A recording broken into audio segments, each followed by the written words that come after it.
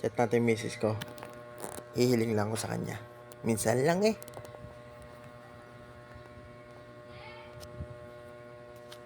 Yo, nasin agad. Typing na, typing.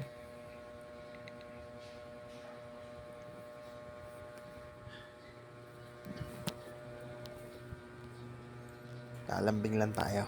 Kaunti lang naman. Ayan yung picture namin nung wedding namin. Baka magagawa uli ay. Pero iba ngayon. Babalik ta rin natin. Siya naman ngayon ang gagawanan.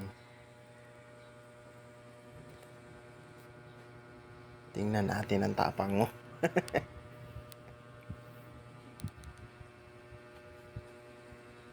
Tagal naman mag-type. Napakatagal talaga mag-reply nito.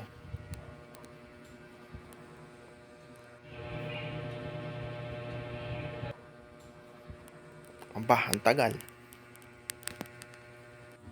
Ay, nakakabwisit. Kung wala ka na.